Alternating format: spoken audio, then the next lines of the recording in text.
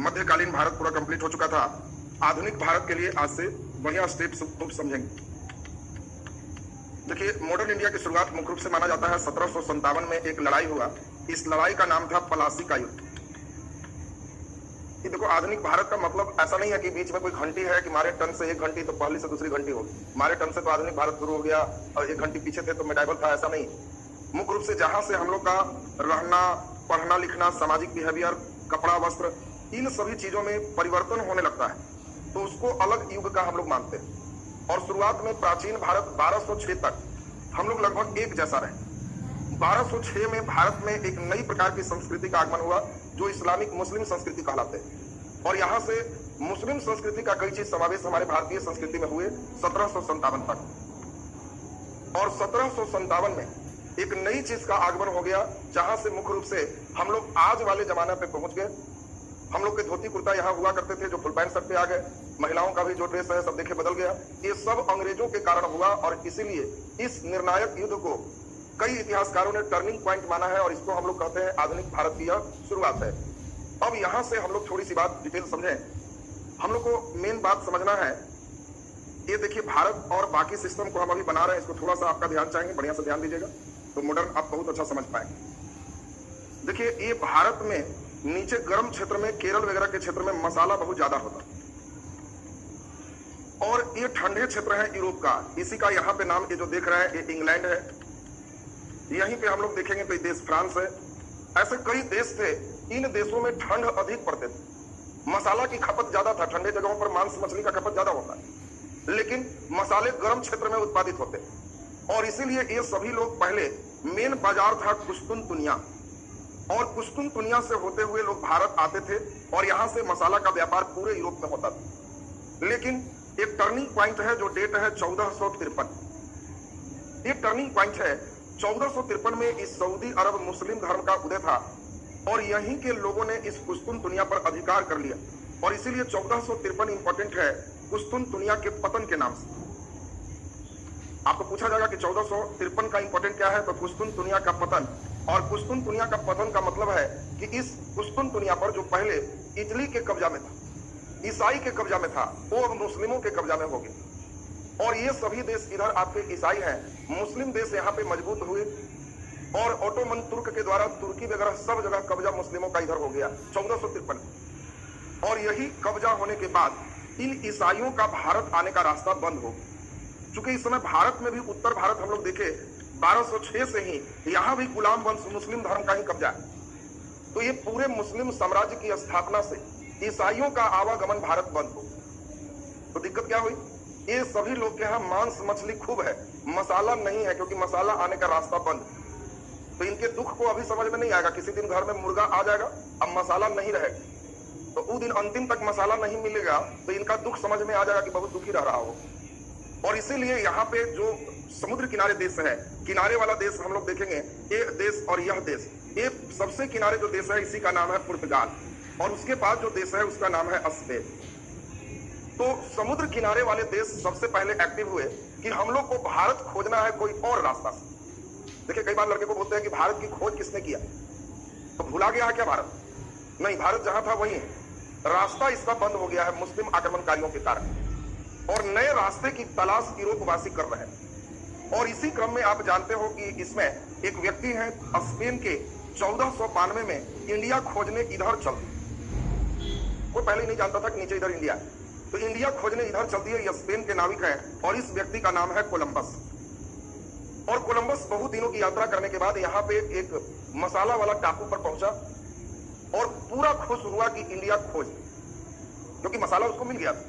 और वो आया और कहा कि इंडिया खोज दिए हैं। तो जो लोग पहले से इंडिया जाते थे उन लोग को जब दोबारा लेके गया तो देखा कि ये कौन इंडिया है, यहाँ का आदमी डर से पेड़ पर भाग जा रहा है। तो इन इंडियन को कहा गया कि सब रेड इंडियन है, ये लाल जैसा इंडियन है, इधर का इंडियन ब्लैक इंडियन है। और इसने कहा कि ये इंडिया नहीं है, लेकिन इंडिया के नाम से खोज हुआ तो चूंकि इधर ईस्ट है इधर वेस्ट है तो इस इंडिया का नाम ही वेस्ट इंडीज पड़ गया। और इसी के बगल में एक देश जो भी शक्तिशाली है जिसका नाम है अमेरिका, और अमेरिका का खोज का श्रेय कोलंबस को मिला।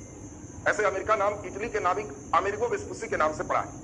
लेकिन हम लोग को ध्यान देना है कि कोलंबस इंडिया खोजने के क्रम में 1492 में इधर पहुंच गया। कोलंबस उधर क्यों गया?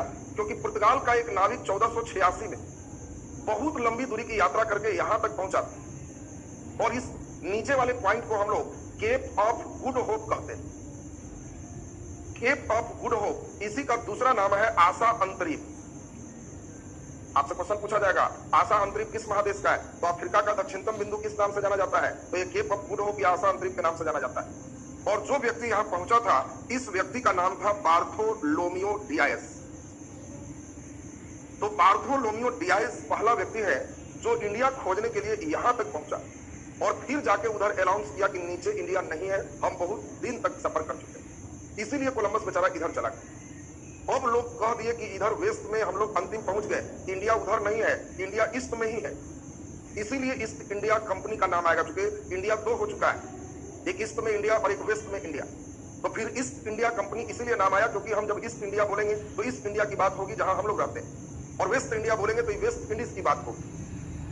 तुम अगर नेट पर खोजोगे भी कि वेस्ट इंडीज की राजधानी कहां है तो नहीं मिलेगा, क्योंकि वेस्ट इंडीज कोई देश नहीं है।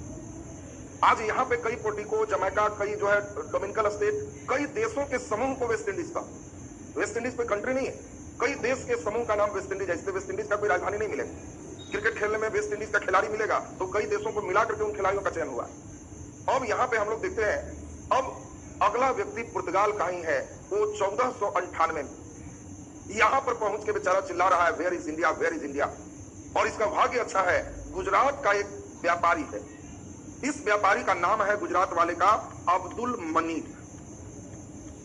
तो गुजरात वाले जो व्यापारी हैं अब्दुल मनीक, ये इंडिया से यहां तक लोग पहले जाते थे।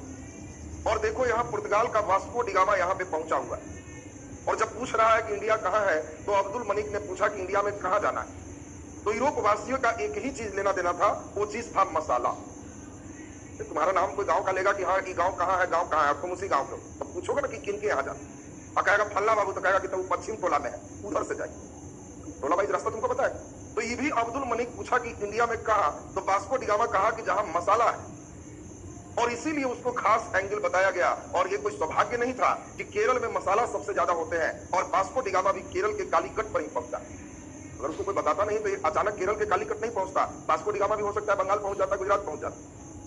लेकिन इसको मसाला चाहिए था, और मसाला केरल में सबसे ज्यादा उस समय भी होते थे, आज भी मसाला सबसे ज्यादा केरल में ही होते। और इसीलिए वास्को डिगामा अब यहां से शुरू हो गया आपके मॉडर्न इंडिया की कहानी। 1498 में पुर्तगाल का पहला नाविक भारत आया है। इसके पहले लोग आते थे, वो रास्ते अलग होते थे। ये समुद्री मार्ग से आया है, और आज तक कोई समुद्री मार्ग से यूरोप का व्यक्ति इंडिया नहीं आया, इसीलिए इसको समुद्री मार्ग से भारत की खोज कहा। और ये पुर्तगाल आने से यहां पे एक नया सिस्टम बना जिसको पुर्तगाल ईस्ट इंडिया कंपनी के नाम से जानते हैं। तो आपसे पूछा जाएगा कि बताओ पुर्तगाल ईस्ट इंडिया कंपनी की स्थापना कब हुई? 1498 में। और किस लिए भारत आए थे? मसाला बेचने के। और यूरोप में जब देखे कि काफी पुर्तगाल का उन्नति हुआ, तो देखते देखते कई यूरोपीय देश भारत में आए लगे और सब व्यापारी बन के आए। तो आज के क्लास में हम लोग यही सीखेंगे, यूरोपीय कंपनी कैसे आए। यानी आज का क्लास आपका है यूरोपीय कंपनी का आगमन। और सब लोग आज के क्लास पर ध्यान दोगे। यूरोपीय कंपनी का आगमन का मतलब, यूरोप की कंपनी सबसे पहले कौन आई, आप लोग सुन लिए, कौन आए? पुर्तगाल। और ये यूरोपीय कंपनी कैसे कैसे आए, कितने प्रश्न बनते हैं, आज पूरा हम लोग सुन लेंगे, आज ही कंप्लीट हो जाएगा। और तब यूरोपीय कंपनी के आगमन के बाद हम लोग देखेंगे ब्रिटेन का भारत में साम्राज्य विस्तार कैसे कैसे वो बढ़ा। तब साम्राज्य विस्तार के बाद हम लोग दूसरा पार्ट जो पढ़ेंगे, इसमें होगा ब्रिटेन का भारत में साम्राज्य विस्तार। तब तीसरा नंबर हम लोग देखेंगे 1857 का विद्रोह। और तब भारतीय राष्ट्रीय कांग्रेस, ये सब डिटेल आपके क्लास शुरू हो जाएंगे। मॉडर्न से सबसे ज्यादा अंक का इतिहास पूछा जाएगा, और इसीलिए जितनी बातें हो पूरे के पूरे क्लास में 90% एकदम पूरे एक जगह ध्यान रखते हुए याद करते चलेंगे। रिजल्ट आपको देना है, तो मेहनत हिस्ट्री में सबसे अच्छा जगह यहाँ करना है वो आगे। हम पूरा प्रयास करेंगे जीरो लेवल से चले, 90% क्लास में याद हो। आप केवल सीरियस मोड में बैठे हैं तो आपको क्लास याद होते चला जाएगा। अब सीरियस मोड में नहीं है, जैसे तैसे रहेंगे, चंगभंग में है, सूद के पढ़ेंगे, तो सूद के पढ़ने वाला को याद नहीं होता, दिमाग भी बहुत आलसी है। सूद के पढ़ोगे तो यार खुश हो जाता है कि बहुत बढ़िया, ऐसे ही पढ़ो। अब फिर उसके बाद कहेगा बस ऐसे ही थोड़ा और रेस्ट करो, उसके बाद मोबाइल अलग पे कहेगा तुम अलग दुनिया में चले जाओ। इसीलिए बैठ के देह हाथ झाड़ो, और दिमाग कहे भी कि ऐसे सूद को करना नहीं, चुपचाप पढ़ो, रिजल्ट चाहिए। उसको कष्ट दोगे तब फर्स्ट करो, तो इसीलिए थोड़ा इसमें ध्यान देंगे।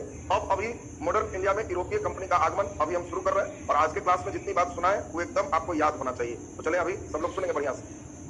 पुर्तगाल क्यों आया, कैसे आया, इन सभी की कहानी आपको पहले हम कर लें। आपको पूछे बताओ अफ्रीका के दक्षिणतम बिंदु का नाम आशा अंतरिक्ष, या इसको हम लोग केप ऑफ गुड होप के नाम से जानते हैं। अब जरा ध्यान दीजिए सबको। पुर्तगाल ईस्ट इंडिया कंपनी की स्थापना कब हुई? 1498। जिस समय पुर्तगाल ईस्ट इंडिया कंपनी की स्थापना हुई थी उस समय पुर्तगाल के राजा कौन थे? तो हेनरी द नेविगेटर, राजा का नाम भी कभी कभी पूछता है। वही लड़के वास्को डी गामा में ही रह जाते हैं और बेचारा एक पुर्तगाल के राजा तक चला जाता है। तो जितने प्रश्न बनते हैं सब अभी किए हैं और एक बार आपको सुना करके पूछेंगे, एकदम दिमाग में मूव करेगा। पुर्तगाल ईस्ट इंडिया कंपनी की स्थापना 1498 में हुआ। पुर्तगाल के उस समय राजा हेनरी द नेविगेटर। क्वेश्चन एक बार उल्टा भी पूछा है, हमने ऐसे पढ़ा के बच्चों को भेजा और क्वेश्चन जानते हो क्या आया? पुर्तगाल के किस राजा ने भौगोलिक खोज को बहुत प्रोत्साहित किया? अब सोचो, लड़के को क्वेश्चन दे रहा है कि पुर्तगाल के किस राजा ने भौगोलिक खोज को प्रोत्साहित किया, तो आखिर यही ने प्रोत्साहित किया होगा, तो आपका वास्को डी गामा यहाँ आया। तो इसीलिए उस समय भी नाम आपका हेनरी द नेविगेटर हो। और पहला पुर्तगाली जो भारत आया उसका नाम क्या है? Vasco D gamma. कब भारत आया? 1498। वास्को डी गामा दोबारा भी भारत आया 1502। आपको ध्यान रखना है, दो बार आया, एक बार 1498, एक बार 1502। अब कई बार अच्छे परीक्षा दोगे तो केवल लड़के वास्को डी गामा पहला रखता है, पूछेगा दूसरा पुर्तगाली यात्री कौन भारत आया, तो कैब्राल। कैब्राल 1500 ईस्वी में ही भारत आया था, 1502 में दोबारा वास्को डी गामा आया। तो पहले फिर से एक बार इतनी बातें सुने, हमने 90% याद चाहिए। भारत आने वाला पहला यूरोपीय कंपनी कौन था? पुर्तगाल। पुर्तगाल ईस्ट इंडिया कंपनी की स्थापना कब हुई? 1498 में। उस समय पुर्तगाल के राजा कौन थे? Henry the navigator. प्रथम पुर्तगाल के व्यक्ति कौन थे जो भारत आए? Vasco D gamma. दूसरा पुर्तगाल के व्यक्ति कौन थे? कैब्राल। दूसरा कौन है? कैब्राल। इतनी बात हमें लगता है कि एकदम सबका क्लियर हो। अगला एक बहुत इंपॉर्टेंट सबके लिए एक्ट, चाहे पुर्तगाल हो, चाहे फ्रांस हो, चाहे इंग्लैंड हो, पहली व्यापारिक कोठी आपसे पूछी जाएगी। ये कोठी क्या होता है थोड़ा हम भी आपको समझा दें। उन लोग विदेश से सामान बेचने आते थे, चलो उन लोग की बात छोड़ दें, तुम अभी बैठे बैठे मन में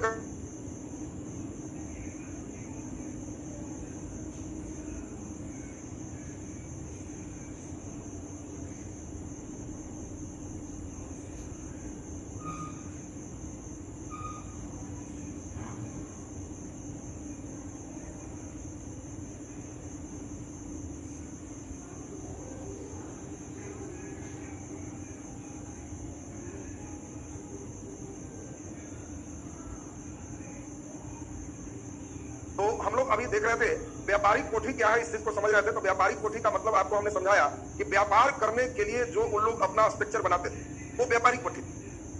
तुम्हें ये भी जान के आश्चर्य लग रहा होगा कि अंग्रेज कब्जा कैसे कर ली। यही व्यापारिक कोठी कब्जा करने का मेन सेंटर हो गया, मेन केंद्र हो गया। इसी के कारण कब्जा हो। कारण अब बताओ, तुम ही अगर कहीं जाओगे और मान लो 50 लाख के सामान रखते हो, तो बोलो बॉडीगार्ड या गार्ड, नाइटमैन सब रखो, तब 5 आदमी बहाल की, 5 को राइफल दिए कि सुरक्षा करेगा बहुत कीमती सामान। अब वहां सरकार से तुम परमिशन लिया कि सर हम एक, मान लो हम बिजनेस करवाए और हमने यहाँ सेंटर खोला और सरकार को हम लिख के दिए डीएम को कि हमारे सेंटर में इतने लोग पढ़ेंगे या सामान है, हम चाहते हैं 5 राइफलधारी रखें और उसका पेमेंट हम खुद करेंगे। तो सरकार लिख के देगी कि अच्छा आपने पेमेंट किया तो रख लीजिए 5, हमको क्या है। आप समझिए जितना बिजनेस हो रहा है, अपना राइफल वाला रखिएगा कि अपने खाइए पीजिएगा क्या कीजिए। तो हम 5 राइफलधारी रख लिए, हमारा बिजनेस खूब चलने लगा। तो बगल में एक और ऐसा ही बनाए और वहां भी करोड़ों का सामान रखे और फिर डीएम से कहे कि वो और बनाया सर 5 और रखें, रख लो, अपना पेमेंट करना।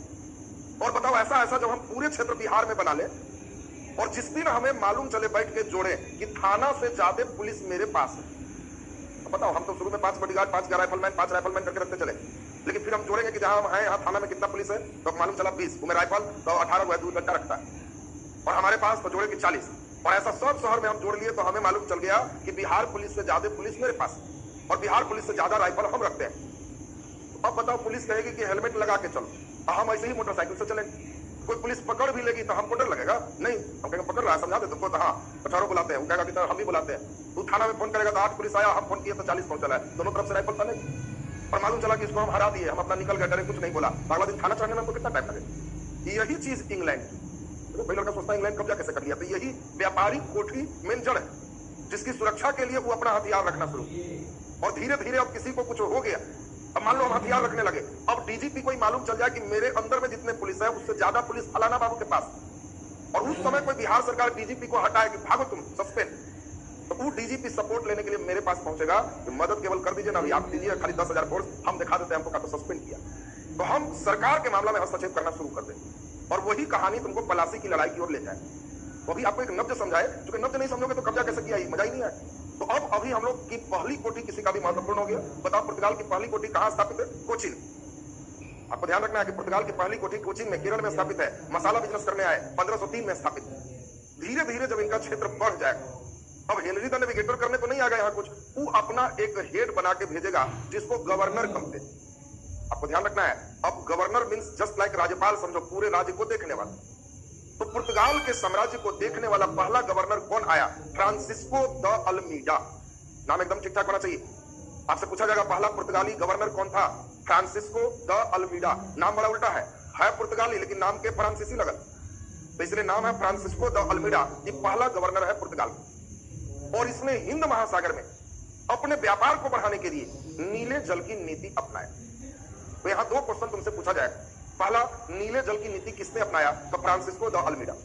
दूसरा, फ्रांसिस्को द अल्मीडा के नीले जल की नीति से कहां के व्यापार को बढ़ाया गया? तो हिंद महासागर। जानते हो महासागर के जल नीले होते हैं और इसीलिए नीले होने के कारण इसके नीति को हम लोग नीले जल की नीति कहते। तो नीले जल की नीति अपनाया फ्रांसिस्को द अल्मीडा और ये पहला गवर्नर है पुर्तगाली का। दोनों बात दिमाग में आ गया सबका। दूसरा गवर्नर का नाम है अल्बुकर्क और फ्रांसिस्को द अल्मीडा के बाद अल्बुकर्क है। ये पुर्तगाली साम्राज्य का भारत में वास्तविक संस्थापक है क्योंकि इसी ने एक मजबूत स्थिति प्रदान किया पुर्तगालियों का। इसने अपना मुख्यालय कोचिन को बनाया, क्योंकि कोचिन में आपको अभी बताया पहली व्यापारिक कोठी। और ये एक काम किया, बीजापुर के शासक है यूसुफ आदिल शाह। बीजापुरी में हम लोग देखेंगे आदिल शाही वंश की स्थापना हो। तो यूसुफ आदिल शाह से इसने गोवा को छीन लिया, यानी पुर्तगाल, बात समझना ठीक से, पुर्तगाल कोचिन से अब देख लो गोवा पर भी कब्जा कर और गोवा ही मुख्य रूप से इनका सेंटर बन जाएगा और गोवा सबसे अंतिम में आजाद होगा। ये भी बात ध्यान रखना। और इसीलिए क्वेश्चन आता है भारत आने वाले पहला यूरोपीय कंपनी तब पुर्तगाल और भारत से जाने वाला अंतिम तो ये भी पुर्तगाल, क्योंकि अंग्रेज तो 47 में ही चले जाएंगे, 63-64 की स्थिति पे जाएगा। तो इसीलिए आपको ध्यान रखना है कि 64-63 में ही लगभग हम लोग भगाना शुरू करेंगे। तो सबसे अंतिम में जाने वाला पुर्तगाल है, गोवा में टिका रह जाएगा। और आज भी तुम अगर गोवा घूमने जाओगे तो वहां पुर्तगाली सिस्टम अभी भी ज्यादा मिलेगा, पुर्तगाली स्थापत्य मिलेंगे, पुर्तगाली चर्च मिलेंगे, वहां पुर्तगाल के कंडीशन ज्यादा मिलेंगे क्योंकि उन लोग का मेन जगह पुर्तगाल गोवा रहा। तो गोवा पर कब्जा करने वाला कौन था? अल्बुकर्क। और अल्बुकर्क कितना तेज दिमाग का है ये भी समझिए। इसने सभी पुर्तगालियों को जो भारत आए थे उनको कहा भारतीय स्त्री से विवाह करो, तो पुरस्कार थे। जो लोग आए हो पुर्तगाल से, तुम लोग का अगर शादी विवाह नहीं हुआ है तो उधर विवाह के लिए मत सोचो, इंडियन से विवाह कर लो, क्योंकि अगर भारतीय महिला से विवाह करोगे तो यहाँ के दामाद बन जाओगे, तब पिटाओ उठाओगे नहीं, बहुत इज्जत से रहोगे। ये लोग विदेशी है ना, तो ये लोग देखो कितना हाई थिंकिंग इसका अल्बुकर्क का।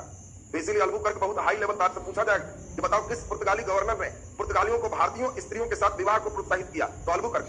तो अल्बुकर्क में तीन बात आते हैं। गोवा को यूसुफ आदिल शाह से जीता, दूसरा ये पुर्तगाली साम्राज्य का भारत में वास्तविक संस्थापक है और भारतीय महिलाओं से विवाह के लिए इसने प्रोत्साहित। और तीसरा एक और हम लोग महत्वपूर्ण सुनेंगे, ये है निन्नो डी कुन्हा। बस यहां तक आपको एकदम ध्यान चाहिए।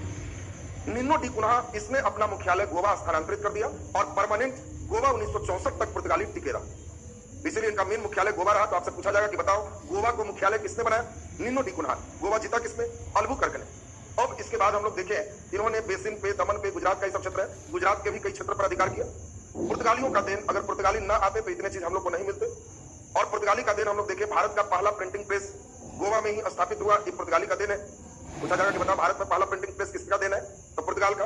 दूसरा नंबर हम लोग देखें तंबाकू की खेती, बहुत अच्छा क्वेश्चन है। भारत में तंबाकू से 3 क्वेश्चन आते हैं, तीनों बढ़िया से सुन लो।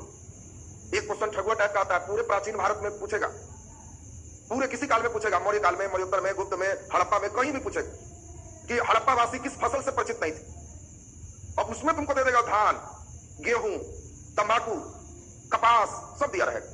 आपको ध्यान रखना, हड़प्पा वासी धान उनका फसल नहीं है लेकिन धान से परिचित थे, लोथल से भी, रंगपुर से भी धान की भूसी मिली। लेकिन तंबाकू सिर्फ मध्यकाल में आएगा, ये बहुत इंपॉर्टेंट चीज तुमको बता रहा है, क्योंकि कई बार क्वेश्चन यहां तक दे दिया कि गुप्त काल में किस चीज की फसल से लोग परिचित नहीं है। चॉइस है कपास, बी में दे रहा है इसमें यव, यव मींस जौ होता है, सी में दे दिया ब्रीही, ब्रीही माने चावल होता है, और डी में दे रहा है तुमको तंबाकू। लड़का एकदम खुश है कि तंबाकू माकू तो सुने हैं, ये ब्रीही रिही क्या है, मारुति कुदरे मारू। तो तुमको एकदम रेडीमेड ई लाइन दिमाग में सेट कर लेना है कि प्राचीन काल में भारत में तंबाकू नहीं। ये बात को एकदम दिमाग में सेट रखेगा। कभी भी पूछेगा कौन फसल नहीं है तो तंबाकू नजर आ जाए तो टिक लगा देना कि तंबाकू नहीं। दूसरी इंपॉर्टेंट बात यहां से पूछता है, भारत में तंबाकू कौन लाया? तो पुर्तगाल, तंबाकू पुर्तगाल का देन। तीसरा आएगा, कौन पहला बादशाह था जो तंबाकू का सेवन किए? तो अकबर। अकबर के समय पुर्तगाली लोग पहली बार लाए गुलगुड़िया, ऊपर जला दिए और पानी में उसको डाले, और अकबर पूछा कि व्हाट इज दिस, क्या है? तो कहा कि सर इसमें जितना तंबाकू है उसमें 2 तरह का चीज है, एक हानिकारक एक लाभदायक। लाभदायक इतना है कि उतना कोई चीज नहीं हो सकता, लेकिन हानिकारक चीज भी इसमें, और उसको खत्म करने के लिए इसको पानी से होकर हम लोग गुजारते हैं। इसको जब खींचिएगा तो पानी में गुड़गुड़ गुड़गुड़ करेगा, हानिकारक चीज खत्म हो जाएगा और लाभदायक चीज आ जाएगा। तो अकबर कहा कि लाओ ट्राई करते हैं, लेकिन एक ही 2 बार खींचा तो उनके जो वैद्य थे वो मना किए कि आपके लिए हानिकारक है, इसमें कोई ऐसा चीज नहीं है। लेकिन अकबर परमिशन दे दिया था कि हम छोड़ रहे हैं लेकिन खेती करो, बढ़िया चीज, खेती का परमिशन दे दी। लेकिन जहांगीर ने देखा कि जो इसको पीता है वो इसी घोलता रहता, काम ही नहीं करता। एक बार खींच लिया दाव से तो काम ही नहीं कर रहा है। अब ऐसे जो है जो कहिए काम कर रहा है, वैसे जो है कि खींच लिया तो फिर राजा से भी ऊपर राजा होगी। तो जहांगीर कहा कि बंद करो, इसकी खेती कोई नहीं करे। तो आपको पूछा जाएगा यहां से क्वेश्चन, किस मुगल बादशाह ने तंबाकू की खेती पर रोक लगाया? तो जहांगीर। किस मुगल बादशाह ने पहली बार प्रयोग किया? तो अकबर। भारत में तंबाकू का लाया कौन? पुर्तगाल। और तंबाकू मध्य प्राचीन काल में नहीं है, कितनी बात बिल्कुल दिमाग में सेट चाहिए। अब यहाँ पे महत्वपूर्ण और आ गया, भारत में आलू, मक्का, संतरा, मूंगफली, ये सभी जो आप खा पी रहे हो ये पुर्तगालियों की देन है। भारत में पहले आलू की सब्जी नहीं थी, और आलू लाने वाला पुर्तगाल के लोग हैं। उन लोग आलू खाता था और इंडिया आया तो सोचा कैसे क्या होगा, तो अपने साथ कुछ लाया और यहाँ के मिट्टी में रोपा कि हम लोग यही खाएंगे। भारतीय तो सीखने में तेज है ना, पूछा कि क्या खा रहा है, तो वहां जो रोपे है लाइए थोड़ा सा भी, धीरे धीरे सब लोग शुरू कर दिए। तो ये आलू, मक्का, संतरा, मूंगफली, ये सब पुर्तगालियों की देन। और अगला सबसे इंपॉर्टेंट आपके लिए है, भारत में सबसे पहले कौन आए? पुर्तगाल। और सबसे अंत में कौन गए? पुर्तगाल। 1961 में गोवा स्वतंत्र हुआ। 64 आते आते तक हम लोग इनको कंप्लीट भगा लिए। आपसे कभी कभी पूछा जाएगा कि गोवा कब स्वतंत्र हुआ, तो आप 1961 डेट भी आपको एकदम क्लियर होना चाहिए। तो अब इन सभी बातों को एक बार हम लोग देख ले, और हमें पुर्तगाल अभी का अभी पूरा याद होना चाहिए। देखो मॉडर्न इंडिया के साथ हम कोई कंप्रोमाइज नहीं करेंगे, इसमें जो पढ़ा है एकदम लगे कि लगभग हमको याद है, और तब तुमको इतिहास से कोई क्वेश्चन नहीं छूटेगा, एकदम निश्चित आराम से बनेगा। तो जरा एक नजर हम लोग बढ़िया से इसको ठीक कर ले। हम लोगों ने अभी सुना कि भारत आने वाला पहला यूरोपीय कंपनी कौन था? पुर्तगाल। 1498 में आया, और अंतिम जाने वाला भी पुर्तगाल 1961 में गया। ये तो बात एकदम क्लियर है सबको। जिस समय पुर्तगाल पहला व्यक्ति आया, उस पहले व्यक्ति का नाम हम लोग देखे वास्को डी गामा, दूसरे व्यक्ति का नाम था कैब्राल, और इस समय पुर्तगाल के राजा थे Henry the navigator. Henry the navigator. इसके बाद हम लोग का मेन क्वेश्चन आता है गवर्नर्स। 3 गवर्नर का नाम केवल ध्यान रखोगे, बस हो गया। देखो घर पे यही चीज ट्राई करना है, केवल एक पुर्तगाल सफ के फेर में मत रहो, लाला बुल रफ के फेर में रहो। कागज लिए एकदम गंदा करके फेंक दो, हो गया, दिमाग में फेर हो। हेडिंग दिए पुर्तगाल, अब एकदम गंदा कर रहा है कि 1498 सबसे पहले आया, 1961 सबसे अंतिम में गया, पहला यात्री आने वाला वास्को डी गामा, दूसरा कैब्राल, इस समय राजा हेनरी द नेविगेटर। फिर हम लोग देखे गवर्नर, फ्रांसीसियों का पहला गवर्नर, पुर्तगाल का पहला governor Francisco de Almeida. Francisco de Almeida एक पहला गवर्नर है, और इसके लिए मेन एक ही चीज है, नीले जल की नीति। हिंद महासागर में पुर्तगाल के साम्राज्य को बढ़ाने के लिए नीले जल की नीति को इसने अपनाया। दूसरा नंबर आपको बता दिए अल्बुकर्क, और अल्बुकर्क ज्यादा इंपॉर्टेंट है। अल्बुकर्क भारत में पुर्तगाली साम्राज्य का संस्थापक था, वास्तविक संस्थापक यही। दूसरा, अल्बुकर्क ने बीजापुर के शासक यूसुफ आदिल शाह से गोवा को छीना। और तीसरा, अल्बुकर्क ने पुर्तगालियों को भारतीय महिलाओं से विवाह के लिए प्रोत्साहित किया। और तीसरा सबसे महत्वपूर्ण अंतिम है निन्नो डी कुन्हा। और निन्नो डी कुन्हा में आपके लिए महत्वपूर्ण चीज बता दी कि निन्नो डी कुन्हा ने गोवा को मुख्यालय बनाया, ये सबसे महत्वपूर्ण, और गोवा उनका लगातार मुख्यालय बना रहा है। और अगला पुर्तगाली में हमने बताया इनकी देन याद है तो कंप्लीट हो गया। भारत में पहली बार प्रिंटिंग प्रेस किनकी देन है? पुर्तगाल का है। इन लोगों ने ही तंबाकू लाया, तंबाकू से जो क्वेश्चन बन रहे थे हम लोग सुन लिए। इसके बाद आलू, संतरा, मूंगफली, ये सभी इन्हीं लोग का देन है। और एक पुर्तगाल से कोई क्वेश्चन आएगा तो हमें लगता है आप आराम से बना दो, क्लियर है सबका ना। तो अब पुर्तगाल के बाद दूसरा नंबर हम लोग जो देखेंगे, क्या तुम जानते हो भारत में दूसरा यूरोपीय कंपनी कौन है? तो हम लोग देखेंगे 1498 पुर्तगाल ईस्ट इंडिया कंपनी, 1600 ईस्वी east India Company, 1602 Dutch East India company, 1616 Danish east India company, 1664 फ्रांसीसी ईस्ट इंडिया कंपनी। आपको दिमाग में एकदम डेट फटाफट एकदम बैठना चाहिए, एकदम पूरे दिमाग में फिट हो जाए। जब हम कहें 1498 पुर्तगाल East India Company, 1600 East India Company, 1602 Dutch East India Company. Dutch का मतलब हॉलैंड के निवासी, हॉलैंड का अभिनाम नीदरलैंड, तो नीदरलैंड वाले निवासी को ही डच कहते थे। और 1616 में डेनिश ईस्ट इंडिया कंपनी, 1664 में फ्रांसीसी ईस्ट इंडिया कंपनी। अब हमारे साथ सुनिए जरा क्वेश्चन, भारत आने वाले पहला यूरोपीय कंपनी कौन था? पुर्तगाल ईस्ट इंडिया कंपनी। दूसरा बहुत अच्छा क्वेश्चन है, भारत आने वाला दूसरा यूरोपीय व्यापारी कौन थे? यूरोपीय बोलो, पुर्तगाल के बाद दूसरा यूरोपीय देश कौन है जो भारत आए? ईस्ट इंडिया कंपनी माने अंग्रेज की, डच की, डेनिश की, फ्रांसीसी? दूसरा कौन है जल्दी बोलो? ईस्ट इंडिया कंपनी माने इंग्लैंड, डच माने हो गया नीदरलैंड। आपसे पूछा जाए कि बताओ भारत आने वाला दूसरा यूरोपीय देश था, इंग्लैंड, नीदरलैंड, फ्रांस, डेनमार्क, बोलो आंसर।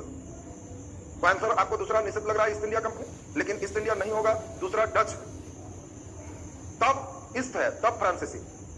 क्यों ऐसा है अब इस चीज को थोड़ा सा ध्यान से समझिए, सुनोगे बढ़िया से, क्योंकि यहाँ पे 2 तरह का क्वेश्चन आते हैं, और लड़के जो सेट भर के रखा हुआ है उन लोग को यहाँ कंसेप्ट नहीं रहने से उसको हमेशा कंफ्यूजन रहता है। अगर तुम्हें पूछा जाए कि दूसरा कौन यूरोपीय कंपनी भारत के लिए बना, तो ईस्ट इंडिया कंपनी बना। ये बन गया था, लेकिन भाग्य कितना अच्छा था, एक दिन के लिए सोचो केवल आगे हो गया। ये बना है 31 दिसंबर 1600, कभी कभी डेट भी पूछता है। 31 दिसंबर 1600 को ये बनाया गया। इस समय इंग्लैंड की महारानी कौन है? एलिजाबेथ। और इस समय मुगल बादशाह कौन है? ये भी क्वेश्चन पूछा है। ईस्ट इंडिया कंपनी की स्थापना के समय भारत में मुगल बादशाह कौन है? तो आपको ध्यान रखना है कि इस समय मुगल बादशाह अकबर है। बात ध्यान रखो, 1605 तक अकबर रहे, तो इसीलिए इस समय मुगल बादशाह कौन है? अकबर। और अकबर इंग्लैंड की महारानी एलिजाबेथ के पैरेलल है। और इस समय आपको ध्यान रखना है कि 1600 में 15 वर्षों के लिए बन गया। लेकिन बनने से क्या होता है? कोई आदमी इस पर वर्क नहीं कर रहा। पहली बार 1608 में इसका इंग्लैंड का दूत भारत आ रहा है कि हुजूर परमिशन दीजिए। तब तक अकबर मर गया, जहांगीर। तो सोचो, अकबर के समय बना है और अकबर मर गया, तो जहांगीर के समय उसका दूत आया। अब उसके पहले डच 1602 में ही बना और 2 में आके शुरू हो। तो बना है 2 साल बाद कंपनी, लेकिन पहले शुरू। ये कंपनी पहले बना है लेकिन लेट शुरू। नहीं समझा बात? कई लोग कैसे जन्म पहले ले लिया लेकिन पढ़ाई लेट शुरू करो। कई लोग जन्म बाद में लिया लेकिन 3 साल से शुरू हो। तो पहले पढ़ने कौन लिया? तो छूट के गया। पहले जन्म कौन लिया? तो ये अलग हो। तो उसी प्रकार से पहले कौन कंपनी बना? दूसरा नंबर तो इंग्लैंड हो, लेकिन दूसरा में कौन कंपनी आया? तो डच हो। बोलो, कंफ्यूजन क्लियर है सबका? तो अभी हम लोग पढ़ने जा रहे हैं डच ईस्ट इंडिया कंपनी आगमन के अनुसार से। डच से बहुत क्वेश्चन नहीं रहता, थोड़ा सा सुनोगे हो जाएगा। तब हम लोग ईस्ट इंडिया कंपनी, डेनिश और फ्रांसीसी एक नजर हम लोग देख लेंगे। क्योंकि डिटेल इंग्लैंड तो हम लोग को पढ़ना है, तो अब हम लोग अभी डच के बारे में एक नजर सुने। डच तुरंत क्लियर हो जाएगा, तो तेजी में जरा ध्यान दीजिए। डच कहां के निवासी? तो अभी हमने बताया डच हॉलैंड के निवासी। हॉलैंड का ही एक अन्य नाम क्या है? नीदरलैंड। आपको नाम भी हमने बताया, अभी वर्तमान नाम नीदरलैंड है। आपको ध्यान रखना है डच हॉलैंड या नीदरलैंड के निवासी। पहला डच नागरिक जो भारत आए उनका नाम है हाउटमैन। हाउटमैन पहला डच व्यक्ति जो भारत आया, उनका नाम क्या हो गया? हाउटमैन। और इन्हीं के आगमन पर कंपनी की स्थापना यहां हो गई। 1602 में डच ईस्ट इंडिया कंपनी की स्थापना है। और ये डच के साथ 2 क्वेश्चन सबसे इंपॉर्टेंट है। पहला सुन लीजिए बढ़िया से, महत्वपूर्ण बात पर ध्यान देना। डच के साथ इंपॉर्टेंट है कि जितने यूरोपीय कंपनी आए वो सब मसाला का बिजनेस, लेकिन डच ने मसाला को छोड़कर वस्त्र का बिजनेस, ये इंपॉर्टेंट चीज। तो पहला ध्यान दो, ये मसाला पर ज्यादा ध्यान नहीं दिया, इसका ध्यान किस पर आ गया? वस्त्र पर, कपड़ा लत्ता। दूसरा, एक और सबसे महत्वपूर्ण बात आपको समझा दे तो क्लियर होगा। जो भी यूरोपीय कंपनी आए वो सब पश्चिम तरफ अपना ब्रांच रखे। कोचीन, गोवा, सूरत, इस टाइप का पश्चिमी तट पर, चूंकि इंग्लैंड से आना उनको आसान रहता। डच एकमात्र थे जो पूर्वी तट पर सबसे ज्यादा ध्यान। इनकी अपनी पहली मसूलीपट्टनम यहाँ पे है, यहाँ मुख्यालय बनाए। तो आपको ध्यान रखना है, कभी कभी एकदम रिवर्स क्वेश्चन पूछता है, किस यूरोपीय कंपनी ने अरब सागर, इधर बंगाल की खाड़ी है, इधर अरब सागर, तो पूछेगा किस यूरोपीय कंपनी ने अरब सागर से ज्यादा बंगाल की खाड़ी पर ध्यान दिया? तो डच हो। किसने मसाला को छोड़कर वस्त्र का निर्यात बढ़ाया? तो डच हो। डच की पहली व्यापारिक कोठी कहां है? मसूलीपट्टनम। डच इधर क्यों ध्यान दिए? क्योंकि इंडिया से ज्यादा इंटरेस्ट उनका बगल अगल के द्वीप पर, मलेशिया वगैरह में कब्जा था, उधर इंडोनेशिया मलेशिया पर उनका ज्यादा ध्यान। तो इसीलिए वो चाहते थे इधर रहे, इधर से हमको इधर व्यापार करना आसान हो। तो ये डचों के साथ महत्वपूर्ण चीज है। और लास्ट एक पूछता है, डचों को इंग्लैंड में किस युद्ध में हराया? तो बेदरा का। तो बेदरा की लड़ाई भी आपको क्लियर चाहिए तो डच में केवल 5 लाइन बोलेंगे, डच से क्वेश्चन कंप्लीट हो जाएगा। डच बहुत ज्यादा लोड नहीं देता, एक 5 लाइन तेजी में सुन लीजिए। डच हॉलैंड या नीदरलैंड का निवासी है। पहला लाइन सबका क्लियर हो गया। डच ईस्ट इंडिया कंपनी की स्थापना 1602 में। दूसरा लाइन भी क्लियर। तीसरा, डच ने मसाला से ज्यादा वस्त्र के निर्यात पर ध्यान दिया। चौथा, डच का पहला कोठी मसूलीपट्टनम में स्थापित हुआ। और पांचवा, डचों को इंग्लैंड ने बेदरा के युद्ध में हराया। काम खत्म हो। बोलो, 5 लाइन क्लियर है सबका? आउटमैन नहीं भी याद है तो तुम लोग को नहीं आए, लेकिन 5 लाइन ठीक चाहिए। फिर से 5 लाइन बोल रहे हैं, एकदम टनाटन सुनिए। डच हॉलैंड या नीदरलैंड के निवासी। दूसरा, डच ईस्ट इंडिया कंपनी की स्थापना 1602 में हुई। तीसरा, डचों की पहली व्यापारिक कोठी 1605 में मसूलीपट्टनम में स्थापित हुई। चौथा, सबसे महत्वपूर्ण लाइन, डचों ने मसाला के जगह वस्त्र के निर्यात का, वस्त्र के व्यापार का बढ़ावा दिया। और पांचवा लास्ट, बेदरा के युद्ध में डचों को इंग्लैंड ने हराया। काम खत्म। बोलो, 5 लाइन लिख सकते हैं ना? आज का आज लिखोगे, क्लास खत्म हो, पन्ना लो और जितना बोल रहे हो उतना अपने से सोच के लिख। जब आएगा तो उसको फिर से वीडियो देखो और अपना फिर लिखो। तो इतना 1-2 बार अपने से लिखने लगोगे तो तुमको अपने 2-3 महीना में लगने लगेगा कि मेरा नौकरी हो जाए। लिखोगे नहीं, खाली बैठ के सत्यनारायण स्वामी वाला कथा पत्ता मिलाप वाला सुनो तो कुछ नहीं होगा। तुमको नौकरी चाहिए तो हम लोग तो प्रक्रिया में है, एक बार सभी चीज को क्रीम देना, हमारा काम यही। इसी चीज को तुम 18 को किताब उल्टेगा तब तुमको मालूम चलेगा दिन भर में 10 लाइन निकल। तो हम लोग सब लाइन इंपॉर्टेंट तुम्हारे लिए निकाल दे रहे हैं, तुम याद भी करवा रहे हैं 90%। ध्यान दो और घर में लिखो कि इतना याद रहे। तीसरा नंबर हम लोग देखेंगे अंग्रेज, चूंकि इनको डिटेल पढ़ना है इसीलिए इस पर अभी हल्का सुन लेना है, फिर तो डिटेल पढ़ेंगे। उसके बाद डेनिश और फ्रांस, आज का क्लास वहां तक पूरे सुन लेंगे तो कंप्लीट हो जाएंगे। सुनो बढ़िया से। अंग्रेज के बारे में हम लोग सुने, महारानी एलिजाबेथ के द्वारा 31 दिसंबर 1600 ईस्ट इंडिया कंपनी की स्थापना हुई। तो आपसे पूछा जाएगा कि महारानी एलिजाबेथ किस मुगल शासक के पैरेलल? तो अकबर। इस समय अकबर है, ये भी क्वेश्चन रिवर्स ध्यान रख। कई बार क्वेश्चन इंग्लैंड से भारत को कंपेरिजन करता है और बच्चे एकदम नहीं बता पाते। लड़के जहांगीर एकदम रटे रहता है, क्वेश्चन देगा कि ईस्ट इंडिया कंपनी की स्थापना के समय मुगल बादशाह भारत में कौन था? अकबर है। आगमन के समय जहांगीर है, स्थापना के समय तो 1600 में अकबर। ध्यान रखना, ये अच्छा प्रश्न है। तो हम लोग अभी देख लिए ईस्ट इंडिया कंपनी की स्थापना महारानी एलिजाबेथ के द्वारा इन्हीं के। एक बार क्वेश्चन पूछा है, ईस्ट इंडिया कंपनी की स्थापना किसके हस्ताक्षर से हुई? तो महारानी एलिजाबेथ के हस्ताक्षर से होगा, महारानी वही है। और ये आपको ध्यान रखना है, पहला दूत 1608 में जेम्स प्रथम आया। जेम्स प्रथम पहला दूत है। और इस समय मुगल बादशाह कौन है? जहांगीर। जहांगीर जब जेम्स प्रथम को देखा तो इसका नाम दिया इंग्लिश खान। कभी कभी रिवर्स क्वेश्चन भी आता है, अरे पहली बार अंग्रेजी झाड़ रहा है तो अपना मुगल बादशाह खान लगाया और आगे इंग्लिश लगाया। कहा क्या हाल है इंग्लिश खान? इंग्लिश से आया। तो इसीलिए पूछा जाएगा कि बताओ इंग्लिश खान की उपाधि किसे मिली? तो ध्यान रखना कि वो किसको मिली? कैप्टन हॉकिंस को। जेम्स प्रथम का दूत है कैप्टन हॉकिंस, और कैप्टन हॉकिंस को हमारा जहांगीर ने कहा इंग्लिश खान। ये बता दो जल्दी से, कैप्टन हॉकिंस किसका दूत है? जेम्स प्रथम। ये इंग्लैंड के राजा है। तो इन्हीं की चिट्ठी लेकर के 1608 में जहांगीर से ही मिला। जहांगीर इसको बोला कि जाओ सूरत में, मेन उस समय तुमको बताया कि सब लोग का ध्यान पश्चिम साइड ही ज्यादा होता था और सूरत प्रमुख बंदरगाह था। तो सूरत में इसने परमिशन मांगा कि हमको सर कोठी बनाने की परमिशन दी। जहांगीर कहा कि इंग्लिश खान बना लो, ठीक, लेकिन अभी परमानेंट नहीं बनाना, और लोग को हम दिए हुए उन लोग से पूछना हो। तो पहली कोठी सूरत में बना, लेकिन अस्थायी है। और जब कोठी में काम लगा दिया तो पहले से यहाँ पुर्तगाल आया हुआ है, तो जहांगीर का पूरा कान भर रहा। तो जहांगीर कहा कि छोड़ दो, मत बनाओ। तो बना, खत्म हो। फिर अगला मनाने आए, ये व्यक्ति का नाम है सर टॉमस रो। ये भी जेम्स प्रथम के ही दूत। और सर टॉमस रो ये फिर जहांगीर के दरबार में आए, दोनों। तो आपको पूछा जाएगा कि बताओ, पहला अंग्रेज कैप्टन हॉकिंस, दूसरा मेन कौन है? Sir Thomas Roe. और सर टॉमस रो जहांगीर को बहुत प्रभावित किया। और इसके समय ही मुख्य रूप से पूरी रूप से ईस्ट इंडिया कंपनी सेटल्ड हो। उसके पहले ही 1611 में दक्षिण भारत में मसूलीपट्टनम में अंग्रेजों ने अपना पहला कोठी स्थापित कर ली। तो आपसे पूछा जाएगा कि दक्षिण भारत में अंग्रेजों की पहली कोठी तो मसूलीपट्टनम हो, डचों की पहली कोठी मसूलीपट्टनम हो, पुर्तगालियों की पहली कोठी तो कोचिन हो। तीनों एकदम ध्यान देगा, समूचा क्लियर हो जाएगा। अब इसमें देगा कि बताओ ईस्ट इंडिया कंपनी का भारत में पहली कोठी तो सूरत में अस्थायी था, शुरुआत तो वहीं से किया। बाद में सूरत में उसने अस्थायी कोठी 1613 में इसने बना दी। तो ये कोठी से क्वेश्चन मेन रहेगा। अब यहाँ पे दो चार चीजें उसको आप सुन लीजिए तो क्लियर। ईस्ट इंडिया कंपनी का 3 जगह सबसे फेमस रहा, और उसको सुनना बढ़िया से। एक बंगाल, इसमें कलकत्ता उसने अपना मेन ध्यान दी, दूसरा चेन्नई, और तीसरा बंबई। बंबई पूरा दहेज में मिला पुर्तगालियों के द्वारा, तो इसीलिए बंबई, कलकत्ता और चेन्नई ये तीनों शहर अंग्रेजों के द्वारा ही बसाए गए। तो क्वेश्चन आपको जो आएगा उसको एक बार सुनिए, एकदम याद हो जाना चाहिए। कलकत्ता के संस्थापक किसको कहते हैं? तो जॉर्ज चार्नॉक को। जॉर्ज चार्नॉक ने ही कलकत्ता का पूरा डिजाइन किया। और कलकत्ता में ईस्ट इंडिया कंपनी की जो व्यापारी कोठी थी, उस किला का नाम था फोर्ट विलियम किला। तो आपको कभी भी फोर्ट विलियम बोलेंगे तो समझना कलकत्ता की बात चल रही। कलकत्ता के संस्थापक कौन है? George Charnock. जॉर्ज चार्नॉक एकदम दिमाग में सिर्फ रखेगा। कलकत्ता के संस्थापक कौन होंगे? George Charnock. और कलकत्ता के किला का नाम क्या है? फोर्ट विलियम किला। अगला क्वेश्चन आपसे पूछा जाएगा कि बताओ मुंबई के संस्थापक कौन थे? तो ओंगियार। मुंबई कौन है? ओंगियार। कलकत्ता कौन है? चार्नॉक। तो मुंबई, ओंगियार दिमाग में सिर्फ रखना। और मद्रास के संस्थापक कौन थे? Francis day. तीनों संस्थापक आपसे पूछा जाएगा, तीनों फिर से सुनेंगे। कलकत्ता के संस्थापक कौन है? चार्नॉक। कलकत्ता के संस्थापक चार्नॉक। मुंबई के संस्थापक ओंगियार। ओंगियार। और जल्दी बता दीजिए इसमें मद्रास के संस्थापक Francis day. Madras means Chennai, Francis day है। और मद्रास के किला का नाम है सेंट जॉर्ज किला। 2 किला का नाम पूछेगा, अंग्रेजों का महत्वपूर्ण किला है। पूछा जाएगा फोर्ट विलियम किला तो कहना कलकत्ता, और सेंट जॉर्ज किला तो मद्रास चेन्नई में है। तो ईस्ट इंडिया कंपनी से आपके ये सिस्टम कंप्लीट हो गए। अब हम लोग थोड़ा सा 2 और कंपनी को अभी देखेंगे, उसके बाद आपके सिस्टम इधर कंप्लीट। आज हम कोशिश किया है कि फ्रांस तक की बात आप सुन लेंगे, अगले दिन विस्तार की बात डिटेल में चलेंगे। तो जल्दी से, अब तो बहुत आसान है। डेनिश, डेनमार्क को सुनिए। अब आसान है, केवल हम लोग डेनमार्क और फ्रांस 2 देखेंगे, उसके बाद आपका क्लियर हो जाएगा। सुन लीजिए बढ़िया से, सुनोगे उसके बाद अंतिम पूरा इतना ठीक ठाक करेंगे। फिर इससे रिलेटेड ऑब्जेक्टिव, जहां ऑब्जेक्टिव इतना से बनाना लग गया तो अपने आप तुमको लगने लगेगा कि मॉडर्न मेरा एकदम नहीं छूटे। 6-7 क्लास मॉडर्न कर लेंगे और 6-7 दिन में आपके अंदर बहुत अच्छा सुधार आ जाएगा। 7-8 क्लास में मॉडर्न इंडिया खत्म हो जाएंगे आप। अब जरा ध्यान दीजिए, डेनिश किस देश को कहते हैं? डेनमार्क। डच किसको कहते हैं? हॉलैंड या नीदरलैंड को। तो आपको दोनों पूछा जाएगा, डच बने हॉलैंड या नीदरलैंड, और डेनिश का मतलब डेनमार्क। और डेनिश ईस्ट इंडिया कंपनी की स्थापना कब हुई? 1616। और इनकी पहली कोठी 1620 में त्रेंकवे वार में है। तो आपको पूछा जाएगा कि बताओ डेनिश का पहली व्यापारी कोठी?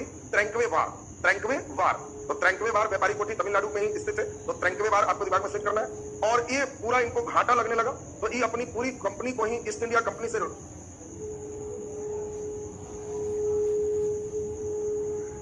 ईस्ट इंडिया कंपनी की स्थापना कब हुई? 1616। और अगला नंबर होगा कि डेनिश का पहला कोठी कहां स्थापित हुआ? त्रेंकवे वार। त्रेंकवे वार में हुआ। और ये अपनी पूरी कोठी सहित ईस्ट इंडिया कंपनी को सेल आउट करके चले गए, काफी घाटा हुआ है। तो अब हम लोग अंतिम पढ़ने जा रहे हैं किनके बारे में? फ्रांस। फ्रांस से क्वेश्चन रहेगा, क्योंकि लास्ट में आए, और फ्रांस पूरे मन से सुन लीजिए तो आपका भारत में यूरोपीय कंपनी का आगमन, आज पहला सेक्शन मॉडर्न इंडिया का कंप्लीट हो जाए। तो सुना जाए जरा बढ़िया से। फ्रांसीसी ईस्ट इंडिया कंपनी की स्थापना 1664 में हुई और इस समय फ्रांस का राजा था लुईस 16वां। ध्यान दीजिए, क्वेश्चन पूछेगा कि फ्रांसीसी ईस्ट इंडिया कंपनी की स्थापना के समय फ्रांस का राजा कौन था? तो लुईस 16वां। तो लुईस 16वां के शासन के समय फ्रांसीसी ईस्ट इंडिया कंपनी की स्थापना हुई और लुईस 16वां का एक मंत्री था कोलबर्ट। कोलबर्ट ने ही लुईस 16वां को सुझाव दिया कि साउथ यूरोपीय देश जा रहा है तो हम लोग क्यों नहीं जाए, और लुईस 16वां ने कोलबर्ट को ही कहा कि तो तुम ही देखो कैसे करना, और इसीलिए भारत में फ्रांसीसी राज्य के संस्थापक कोलबर्ट को ही कहते। देखिए कभी कभी क्वेश्चन आता है कि भारत में फ्रांसीसी राज्य के संस्थापक कौन थे? तो कोलबर्ट। तो कोलबर्ट आपको दिमाग में सेट रखना है कि भारत में फ्रांसीसी राज्य के संस्थापक कौन है? कोलबर्ट। अब इसके बाद हम लोग जरा ध्यान से सुनते जाएं। 1664 में इसकी स्थापना होगी। इनकी पहली कोठी सूरत में और दूसरी कोठी मसूलीपट्टनम में स्थापित। और सबका कोठी एक बार ठीक करो।